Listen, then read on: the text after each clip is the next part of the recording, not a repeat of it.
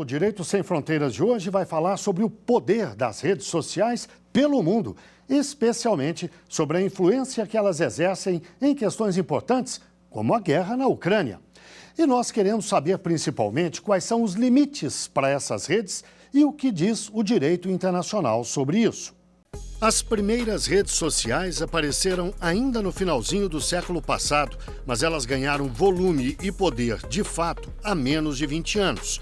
A estreia como elemento-chave em disputas geopolíticas aconteceu durante a chamada Primavera Árabe, entre 2010 e 2012. Em poucos meses, nas asas das redes, a onda de protestos se espalhou pela Península Arábica e pelo norte da África. Governos não alinhados ao Ocidente, corruptos ou não, autoritários ou não, foram derrubados por multidões nas ruas.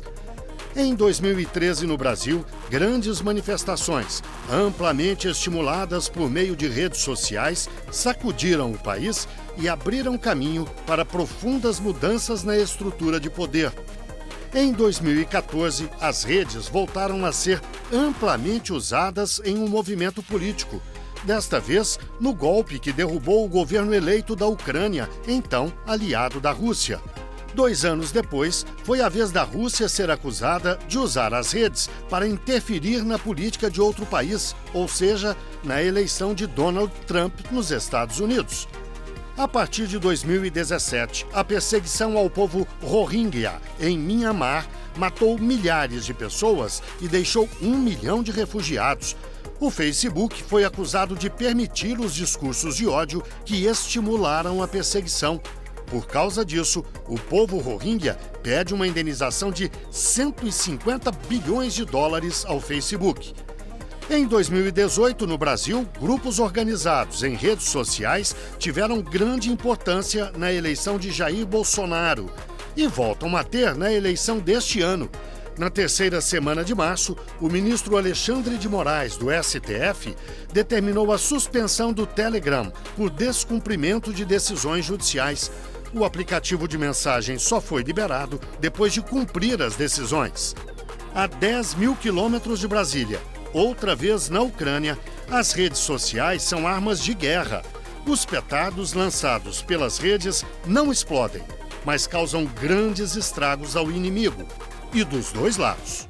E para falar deste assunto, vamos conversar online com Frank Ned Santa Cruz, advogado e especialista em direito digital e constitucional. E também com Caroline Vargas Barbosa, advogada, especialista em processo civil e pesquisadora em inteligência artificial.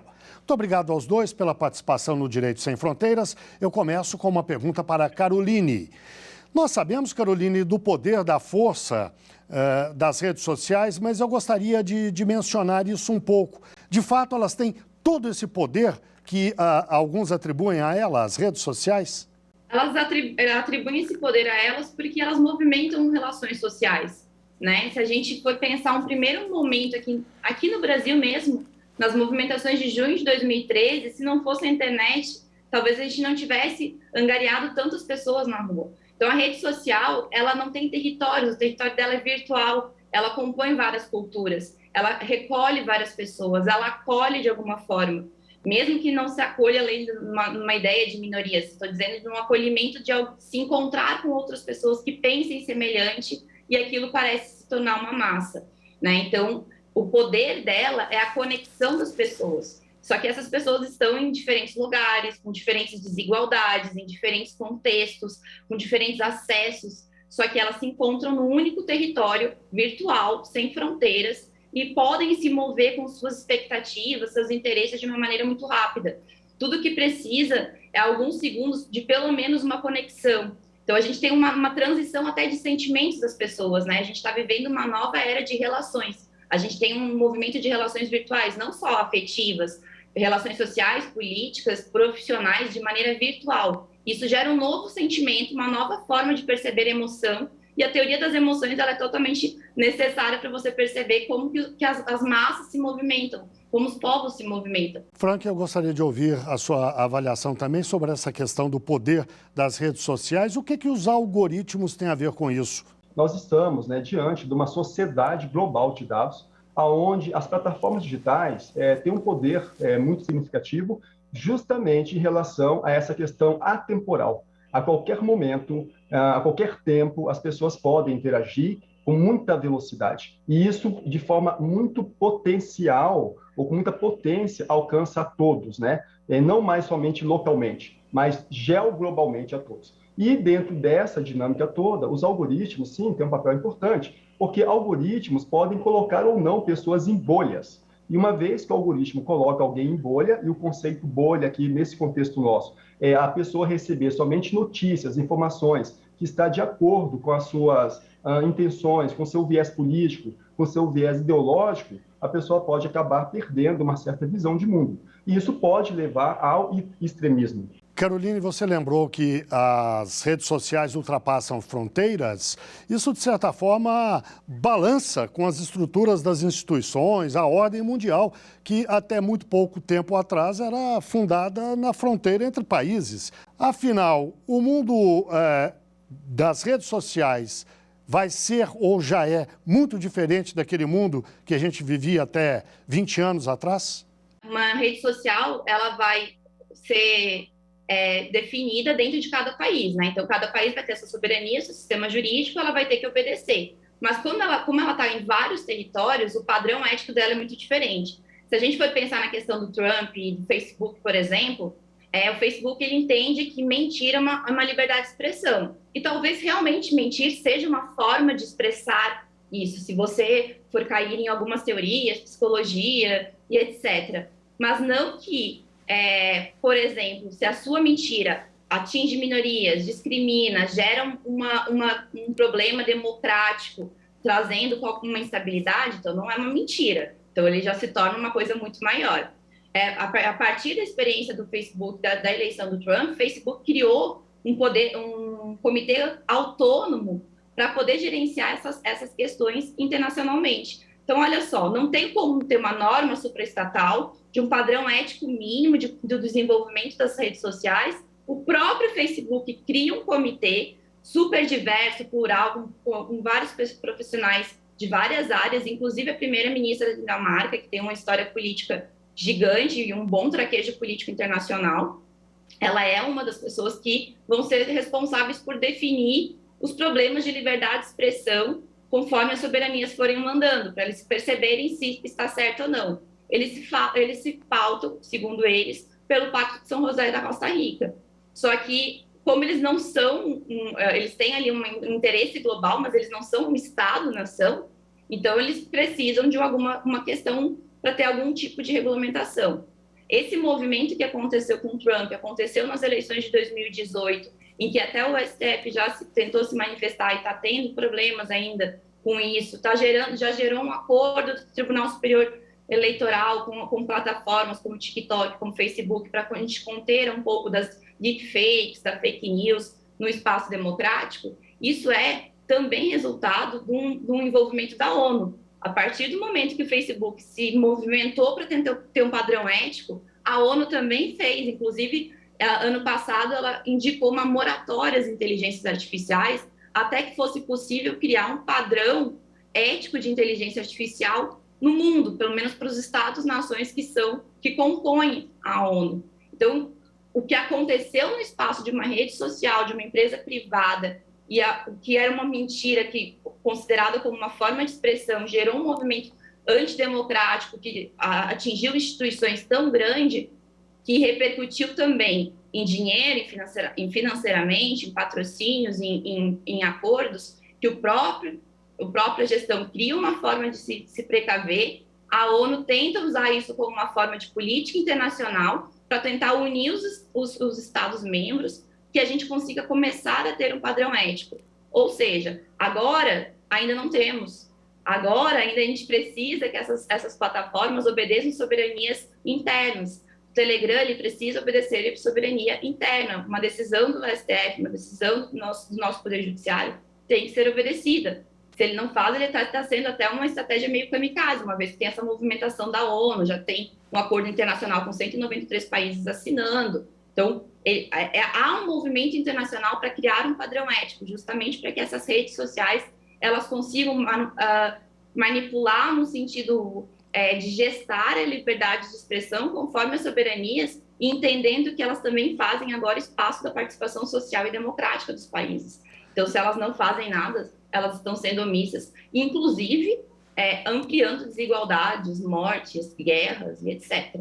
Pegando a questão da ONU, que a professora Caroline falou, se nós olharmos uma organização do mundo pelo sistema ONU, nós temos aí mais ou menos 197 países que compõem, né? Então, talvez um bom pilar inicial para tentar direcionar ou dialogar com as questões éticas seja questões dos direitos humanos. Então, alguns direitos fundamentais ali que esses países signatários entendam como valores fundamentais de uma sociedade possam ser os elementos para começar a direcionar alguns elementos éticos. Por exemplo, a mutilação genital feminina.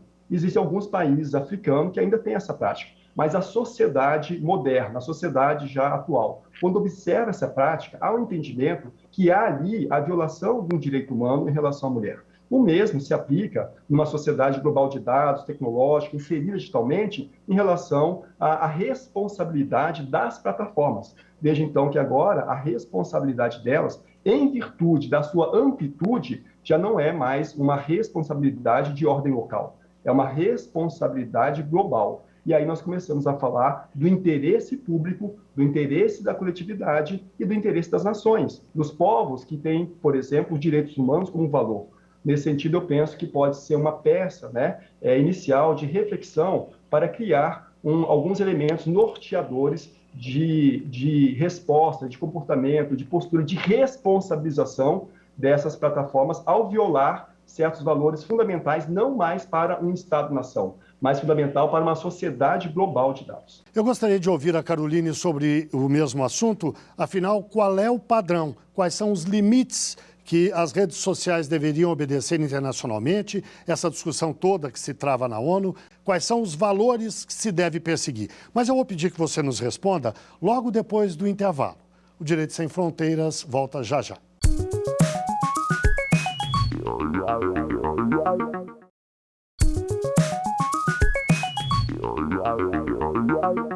O Direito Sem Fronteiras está de volta. Hoje falamos sobre o poder das redes sociais pelo mundo, especialmente sobre a influência que elas exercem em questões importantes, como a guerra na Ucrânia. E o que diz o direito internacional sobre isso? Os nossos convidados são Franquiné de Santa Cruz, advogado, especialista em direito digital e constitucional, e também Caroline Vargas Barbosa, advogada, especialista em processo civil e pesquisadora em inteligência artificial. No bloco anterior, Caroline, eu deixei uma pergunta no ar para que você respondesse agora. Quais são os padrões éticos mínimos que as redes sociais deveriam obedecer internacionalmente para que elas tivessem um papel decente, digamos assim? O Dr. Frank começou falando para a gente algum padrão a partir dos direitos humanos e da ONU. Só que a gente também tem construções geopolíticas que determinam situações de poder que também é necessário a gente ter um olhar latino-americano. Então, quando eu falei do comitê, por exemplo, do Facebook, não tem nenhum latino-americano, não tem uma representação. Na ONU, como que esses países latino-americanos estão e como as outras questões também, como o doutor trouxe, de comunidades originárias, tradicionalismo, né? Como que se comporta. A gente tem todas as respostas dentro dos direitos humanos de como fazer uma ponderação nas suas decisões. Ocorre que quando a gente pensa num valor universal, é muito mais complexo do que você pensar num valor como direito humano, cultura de direitos humanos, porque a gente está falando de existências. Então, se eu pudesse falar aqui, eu acho que o padrão, o valor é respeitar existências. Existências, elas não são condicionantes, né? Eu, por exemplo, sou uma pessoa com deficiência, sou portadora de esclerose múltipla e não me sinto condicionada a um capacitismo. Então, respeitem a existência das pessoas com deficiência, promovendo o anticapacitismo. Respeitem a existência das minorias em questões de homossexualidade, LGBTQIA-fobia. A gente tem várias existências já aí falando dos seus direitos, tendo assim os seus direitos reconhecidos na ONU, mas tentando sempre padronizar em vida, liberdade. Só que a gente vai cair de uma maneira muito subjetiva, porque o que pode ser liberdade? Dei um exemplo, o Facebook mentira é uma forma de liberdade de você poder se expressar de uma forma mentirosa. Então, o padrão é manter existências. Como que a gente vai conseguir gerenciar isso? é preciso lembrar que quem faz inteligência artificial é um humano. Antes de tudo, quem gerou aquilo foi um ser humano. Então, o padrão discriminatório, quando gera de uma inteligência artificial, por exemplo, de um algoritmo, foi criado de maneira proposital, ainda que não consciente, mas foi feito de uma maneira pensada. Então, acho que a primeira ideia é o padrão não discriminatório nas inteligências artificiais, respeitando quaisquer forem as existências com suas subjetividades e interseccionalidades. Frank, eu pediria que você fizesse uma avaliação agora do processo de regulação das redes sociais no Brasil, inclusive sobre o aspecto eleitoral. Nós estamos num ano eleitoral, vivemos problemas nesta área nas últimas 2 eleições, notadamente, mas não só. Queria que você analisasse também no campo da moral, do atingimento da honra das pessoas, que a gente vê acontecer comumente, celebridades especialmente. Que análise você faz, portanto, do processo de regulação no Brasil? Guilherme, de fato, desde as últimas eleições, o TSE, vem se movimentando, primeiro, dentro do espaço administrativo de aproximação das plataformas digitais para estabelecer canais de respostas mais eficazes ao enfrentamento das fake news, de forma que esses conteúdos possam ser removidos de forma rápida, reduzindo, assim, o dano que possa causar na sociedade e até a própria democracia. Então, esse é um movimento administrativo que o Estado, as suas estruturas fazem, tentando minimizar danos. No mesmo sentido, também, o parlamento vem tentando legislar, criar normas políticas, regras, para poder tentar, de alguma forma, controlar isso. Entretanto, eu penso que são os movimentos válidos, importantes, mas eu acho que há um elemento aqui muito importante, que é o momento ou o elemento do letramento digital, da educação da sociedade. Porque nós sabemos que norma por norma não resolve as coisas. Então, eu penso que também ter ações diversas, de capacitar as pessoas, informar, melhor prepará-las para a existência desse mundo digital, que ele é tão diverso, ele é tão veloz, e as pessoas saberem, então, que o seu comportamento ético, o seu comportamento, a sua fala nesses espaços pode gerar repercussões terríveis, quando não bem colocadas ou até mesmo quando retiradas de contexto. Eu concordo, sim. Eu acho que a gente tem um movimento em várias instituições já nacionais tentando criar um padrão e criar uma forma de se sobreviver a um período como esse, em que há uma grande troca de informações e que há uma troca de informações de um povo que não foi nem só não alfabetizado tecnologicamente, mas também como cidadão, Então, a gente tem um problema de cidadania, um problema de conhecimento básico. A gente vê que pessoas lutando contra um ego, às vezes, Eu acho que, às vezes, a disseminação da discriminação, o crime de ódio, o discurso de ódio na rede social é uma luta interna da pessoa com o próprio ego, porque ela não consegue perceber que existem pessoas além dela, com as suas realidades, com as suas subjetividades, e que não cabe a ninguém ter as definições quanto padrões de vida, dos outros. E aí, a gente consegue ver vários movimentos. Enquanto socialmente a gente não tem essa percepção básica, e é uma percepção básica porque pode ser ensinado no ensino fundamental para a criança, o respeito ao próximo. Pode ser ensinado dentro de um espaço de filosofia, religioso, o que você quiser. O respeito é algo intrínseco do ser humano. Se a gente tem uma rede social, por exemplo, que ela não tem esse tipo de controle, ao menos pelo Poder Judiciário, quando ele determina alguma coisa, a gente tem um território livre de prática de crimes dentro do país. Não só de crimes de ódio, de discriminação, mas vários tipos de cybercrimes, vários tipos de fake news. Então, a gente tem um território livre de prática de crimes porque uma empresa, por exemplo, não quer adotar. É necessário a gente ter um regulamento, uma norma. A gente ainda é um país positivista, a gente ainda trabalha, mas a gente já tem muito, muito apego com o common law. Então, a gente já tem aprendido algumas coisas. É necessário alguns regramentos? Sim. É necessário para que a gente possa coagir pessoas que tenham conhecimento disso, como pessoas jurídicas. Mas a população, no geral, passa por um problema de crise de representatividade junto com a falta de informação e a má formação básica de respeito. Então, isso é um território infinito de práticas de afastamento da realidade. Frank, e de quem é a maior responsabilidade? É do Estado, do Executivo, do Judiciário, do Legislativo, ou é da sociedade civil, das empresas, de ONGs e outras instituições, do cidadão? Quem é o maior responsável por tomar iniciativas? Guilherme, assim, eu não acredito que haja necessariamente um maior responsável, né? Essa é uma responsabilidade compartilhada. É certo que algumas instituições têm maior poder de atuação. Então, o Estado, ele tem um poder imenso de atuação quando ele regula, quando ele entra, quando ele faz, por exemplo, campanhas orientativas, campanhas educativas, né? Hoje, se nós pensarmos que nós vivemos efetivamente dentro de um contexto de dependência extrema do digital, a gente não vê nenhuma ação do governo, por exemplo, nas grandes redes, fazendo campanhas de orientação das pessoas sobre como se portar no meio digital. A gente vê campanha, por exemplo, como que você se porta no trânsito.